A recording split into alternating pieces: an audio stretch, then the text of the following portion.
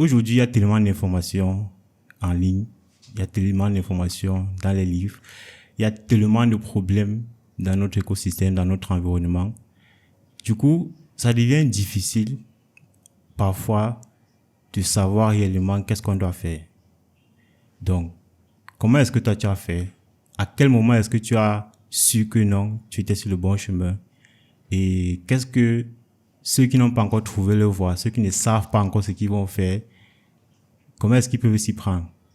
Donc, ça, c'est la première question. Alors, c'est une colle. C'est une colle, pourquoi? Parce que en réalité, c'est une question qui est très complexe. Bonjour, docteur Claudel. Bonjour, Hans. Bienvenue à The Hustlers. C'est un honneur. Voilà, le décor, il est magnifique. Merci. Du coup, on a envie de donner le maximum. Merci beaucoup. Donc, The Hustlers, c'est un podcast qui a été créé afin de pouvoir édifier les personnes qui ont une activité génératrice de revenus, mais qui ont du mal à passer à l'étape ou encore à l'échelle de la scalabilité. Beaucoup de personnes, moi y compris, dans beaucoup de mes activités, j'ai vraiment du mal à atteindre la scalabilité. Donc, raison pour laquelle j'ai décidé de créer ce podcast pour inviter des personnes qui ont des résultats qui selon moi, ont atteint cette étape de scalabilité afin qu'ils puissent venir et partager leur expérience avec nous. Comment est-ce qu'ils ont fait? De façon pragmatique, parce qu'il y a tellement de podcasts où on nous partage des principes, on nous partage des méthodologies, mais qui ne sied pas vraiment à notre environnement. Donc, c'est la raison pour laquelle j'ai décidé de créer ce podcast pour inviter des personnes qui vont vraiment nous éclairer sur ce plan-là. Donc, pour tous ceux qui ne te connaissent pas, est-ce que tu peux tout simplement te présenter afin qu'ils puissent te découvrir? Comme je le disais antérieurement, c'est un plaisir pour moi de participer à cette aventure, à ce projet. En tant que premier invité, c'est toujours quelque chose d'assez émouvant. Moi, je m'appelle Numbisi Claudel Joël. Je suis médecin de formation. J'ai été formé au Cameroun. D'ailleurs, j'ai fait tout mon parcours académique au Cameroun, de la maternelle à l'école primaire, au secondaire, et ensuite en fac de médecine à l'Université des Montagnes. Je termine donc mes études là-bas. Nous sommes en novembre 2014. Et quand je sors de la fac de médecine, je commence à travailler comme médecin dans plusieurs structures hospitalières et avec beaucoup de difficultés que je rencontre parce que je voulais faire une carrière dans le domaine public principalement, dont je présente le concours, que je ne réussis pas.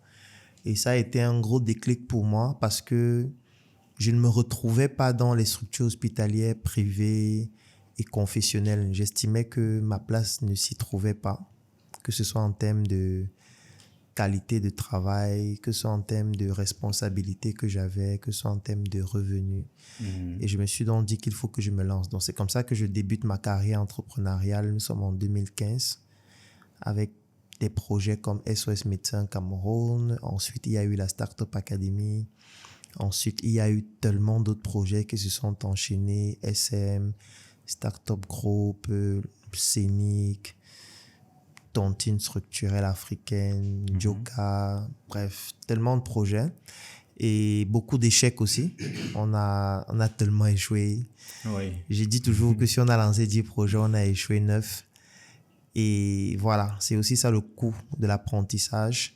Et c'est ça qui m'a permis aujourd'hui d'avoir la consistance que j'ai, qui est principalement tropicalisée par rapport à notre environnement. Moi, j'ai pas fait l'étranger. J'y suis allé de temps en temps, soit pour des événements, des conférences et tout, mais je suis un pur produit local. Donc, quand je parle d'entrepreneuriat dans notre environnement, je n'ai aucune prétention de tout connaître parce que nous sommes tous ignorants, mais pas de la même chose. Mais pour avoir beaucoup échoué, j'ai appris beaucoup de choses. Raison pour laquelle vous êtes là aujourd'hui. Oui. Parce que justement, j'ai estimé que au-delà déjà de tout ce que vous partagez avec nous sur les plateformes sur lesquelles vous communiquez, j'estime que avec des questions beaucoup plus spécifiques vous allez apporter un grand plus à un très grand nombre de personnes dans notre écosystème.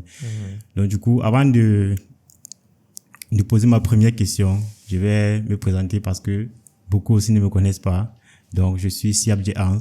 Je suis entrepreneur depuis 4 ans, plus exactement. Et ça, c'est sur le plan officiel parce que déjà, depuis à l'école, tout le parcours scolaire, on était obligé d'en comprendre pour avoir l'argent de poche. Donc, depuis que j'ai terminé mes études, ça fait 4 ans aujourd'hui, j'entreprends. Et j'entreprends principalement dans le domaine de l'e-commerce. Je suis e-commerçant, je vends des produits. Mon métier, en fait. Donc, j'achète, je revends. Il y a certains produits que j'achète sur le plan local, puis je les revends. D'autres, je les achète chez des partenaires en Chine. Et aussi, je fais aussi du dropshipping. Donc, vers la France, quand j'achète certains produits en Chine, et puis j'expédie vers la France à travers certains partenaires tels que Shopify. Donc, ça, c'est principalement les activités que je mène. C'est ça qui constitue à 70% de mes sources de revenus. Maintenant, à côté de ça, j'ai une entreprise de tracking, Cametrack, qui accompagne des particuliers et des entreprises qui aimeraient avoir une main mise sur leur flotte de véhicules. Donc, avec Cametrack, on permet d'accompagner beaucoup d'entreprises à suivre de façon efficace leurs véhicules. En cas de vol, on intervient avec nos partenaires de la police et aussi en termes de reporting et tout ce qui va avec. On est là, on accompagne nos entreprises.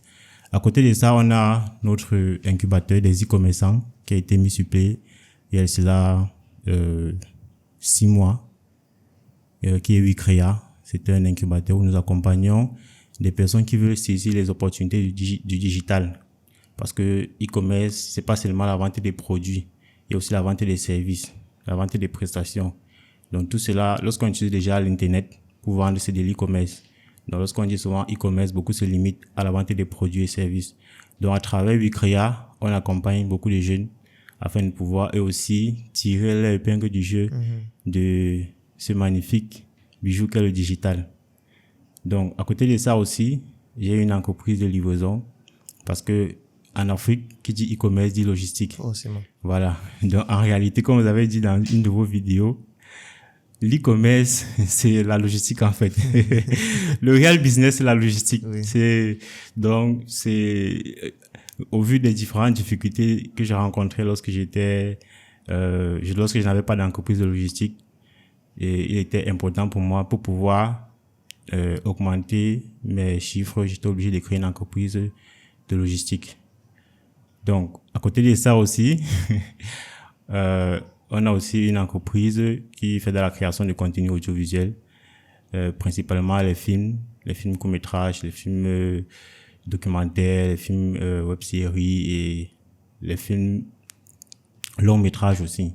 Et je profite d'ailleurs pour teaser un peu sur le long-métrage qui est en cours de post-production présentement, Le Détraqué de l'Aube, qui est le tout premier film d'horreur camerounais. Wow. Oui. Donc, c'est la partie 2 que nous avons réalisée. Et présentement, il est en cours de traitement. Donc, une fois que je me suis présenté, je vais entamer directement avec la première question. Comment trouver sa voie? Parce que aujourd'hui, il y a tellement d'informations en ligne, il y a tellement d'informations dans les livres, il y a tellement de problèmes dans notre écosystème, dans notre environnement. Du coup, ça devient difficile parfois de savoir réellement qu'est-ce qu'on doit faire. Donc, comment est-ce que toi tu as fait? À quel moment est-ce que tu as su que non, tu étais sur le bon chemin? Et qu'est-ce que ceux qui n'ont pas encore trouvé leur voie, ceux qui ne savent pas encore ce qu'ils vont faire, comment est-ce qu'ils peuvent s'y prendre? Donc, ça c'est la première question. Alors, c'est une colle. C'est une colle, pourquoi? Parce que en réalité, c'est une question qui est très complexe. Très complexe en ce sens que, en fonction de la manière dont tu abordes la question, on pourrait développer tellement de choses. Moi, je dirais même que c'est une question philosophique. Je vais prendre un exemple. C'est quoi la bonne voie? Est-ce qu'il existe réellement une bonne voie et une mauvaise voie, ou alors des bonnes voies et des mauvaises voies? Moi, voilà directement la première question que j'ai envie de me poser qui découle de la tienne. La deuxième, c'est, tu as dit que comment est-ce que j'ai fait pour trouver ma voie? Est-ce que la voie sur laquelle je suis actuellement, c'est la bonne voie? Peut-être c'est la mauvaise. Peut-être je crée plus de drame que de bien. Et si je veux aborder la question de façon religieuse, est-ce qu'au final, on a une voie? Est-ce que nos voies ne sont pas déjà tracées avant? Est-ce que nous ne sommes pas en train d'accomplir la voie de quelqu'un qui a déjà décidé de nos voies, nous tous? Là, c'est maintenant la vision religieuse parce que on a Dieu qui nous a tous créés. Il sait déjà ce qu'on va devenir. Il est omniscient, omnipotent, tout ce que vous voulez. Et avant qu'on ne naisse, il avait déjà décidé de ce qu'on va être et de comment on va finir. Ça veut donc dire qu'on n'a pas de voie, puisqu'on est juste en train d'accomplir la voie de Dieu. Donc, c'est extrêmement complexe. La bonne voie, pour moi, n'existe pas. Comme la mauvaise voie aussi.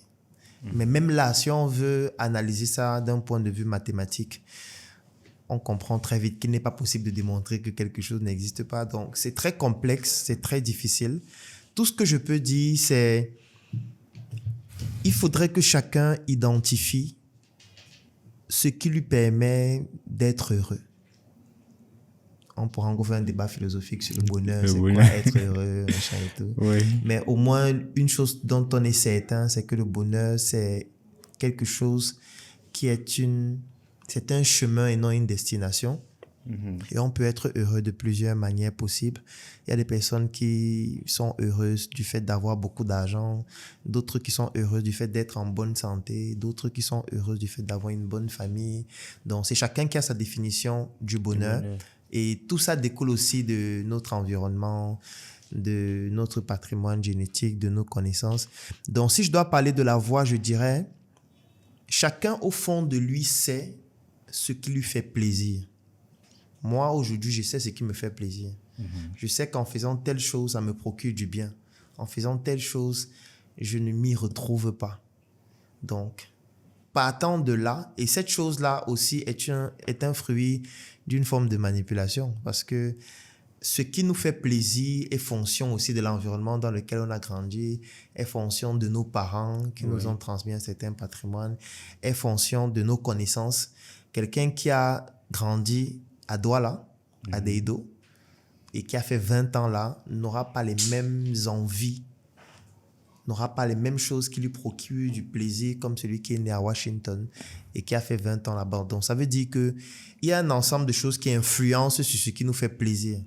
Mais de toutes les manières, il y a des choses qui font plaisir déjà. Moi, je pourrais dire à quelqu'un d'identifier ce qui lui fait plaisir et de se dire comment est-ce que je peux faire pour l'obtenir? Comment je peux faire pour obtenir ce qui me fait plaisir dans mon travail, sur l'émotionnel, sur le plan relationnel, sur le plan familial? Et lorsqu'on se pose cette question, parce que je dis toujours l'élément le plus important, c'est se poser les bonnes questions. Parce qu'à chaque fois qu'on se pose la bonne question, on arrive toujours à une bonne réponse et on pose les bonnes actions. Donc parfois, on peut travailler très dur pendant longtemps alors qu'en fait, on est en train de mettre ce travail au service des mauvaises questions qui ont abouti aux mauvaises solutions et un travail au final qui ne servira à rien. Donc aujourd'hui, ce que je fais correspond à ce qui me rend heureux. Parce que sur le plan de mon patrimoine génétique, je suis dans une famille où on aime donner, on aime partager, on aime accompagner. Et c'est ce que je fais au quotidien. Au quotidien, je donne des contenus, je partage mes connaissances, j'accompagne des milliers de personnes. Ce n'est pas un fardeau pour moi parce que j'aime le faire. C'est une passion. Donc, je suis en train d'accomplir la voie qui me rend heureux. Ce ne sera pas forcément la même chose pour quelqu'un d'autre. Donc, il faudrait que cette personne se pose la question, qu'est-ce qui me rend heureux? Ce qui me rend heureux, c'est ça, sur le plan professionnel, ça, sur le plan émotionnel, ça, sur le plan familial. Dès que j'ai identifié tout ce qui me rend heureux dans les divers aspects de la vie, je me dis, qu'est-ce que je dois faire pour atteindre ce bonheur-là? En sachant que ce n'est pas une destination. Parce que dès que tu vas atteindre un premier palier, tu auras de nouveaux objectifs et tu vas te fixer un autre palier. Mais c'est ce chemin-là qui sera dans ton bonheur. Et du coup, si tu as déjà défini le chemin qui conduit à ton bonheur et qui sera sans fin de toutes les façons, certainement, tu vas te rapprocher de la bonne voie pour toi. Parce que ce ne sera pas la même bonne voie pour l'autre. Peut-être même ton frère jumeau n'aura pas la même voie que toi. Tu vois, sa bonne voie ou son bon chemin ne sera pas forcément le même que le tien parce que lui, il a d'autres aspirations. Donc, c'est pour dire que c'est à chacun de faire cet exercice qui est très difficile parce que parfois, on se ment à soi-même. Parfois, on se dit que non, c'est plutôt ça qui me rend heureux, alors qu'au fond, on ne le pense pas. On veut être socialement correct. Donc, si tu te poses les bonnes questions, tu réponds de manière honnête, tu vas savoir ce qui te rend bien. Mais maintenant, est-ce que tu es prêt à assumer le chemin qu'il faut emprunter pour bénéficier de ce qui te rend bien, de ce qui te rend heureux pour aller sur cette voie-là? Parce que tu peux faire le travail, tu te trouves que ma voie, c'est par exemple de devenir président de la République. J'ai envie de devenir président. Si je suis président, je serai heureux. C'est vraiment ma plus grande aspiration. C'est si je réussis à le faire, ce sera l'apogée pour moi. D'accord, c'est bien. Tu as fait l'exercice. Maintenant, pour devenir président, il y a une voie à suivre. Il y a un canevas. Et il y a un prix à payer. Est-ce que tu es prêt à payer le prix? Est-ce que tu es prêt à payer le prix de la voie que tu viens de choisir? Parfois, on n'est pas prêt à payer. Parfois, on finit l'exercice, mais le prix à payer, lorsqu'on l'évalue, on se rend compte que c'est trop et on préfère volontairement changer de voie ou prendre une voie moins audacieuse ou une voie qui ne correspond même carrément pas à ce qu'on voulait faire au début. Et parfois, on est malheureux parce que même dans cette mauvaise voie, pour toi, il y a toujours un prix à payer. Ce n'est pas parce que tu as changé de voie que le prix disparaît, non. Qu'importe la voie que tu choisis, il y a un prix à payer. Même charger le pain chocolat, il y a un prix à payer parce que tu dois prendre le pain tous les jours, tu dois couper, tu dois mettre le chocolat. Parfois, il faut chercher la monnaie, ainsi de suite. Donc, ça montre qu'il y a toujours des difficultés que tu vas rencontrer et c'est à toi de définir ce que tu veux et d'assumer ce prix. OK. Je pense qu'avec ces éléments de réponse, chacun qui suit ce podcast saura, du moins aura une idée générale de ce qu'il a fait afin de pouvoir déjà, dans un premier temps, identifier ce qui lui fait plaisir et tracer sa voie, tout en maintenant le fait que ce n'est pas la destination qui fait le bonheur, mais c'est le chemin. Exactement. Puisque une fois qu'on atteint l'objectif qu'on s'est fixé, on va fixer de nouveaux objectifs. Toujours plus élevés. Parce que si c'est qu'on ne se fixe pas d'autres objectifs, il n'y aura plus de goût en fait. Ça devient monotone. Tu sais que à quoi ça servirait de vivre encore? Ce podcast a été réalisé par les studios Wicrea. Nous sommes tout simplement le partenaire idéal pour tout entrepreneur qui aimerait mettre en avant ses compétences ou son savoir-faire ou mieux encore de sa personne afin de pouvoir mieux vendre ses différents produits et services à travers des vidéos de qualité. Si vous souhaitez bénéficier de nos prestations, je vous invite à nous contacter via les numéros qui s'affichent au bas de l'écran.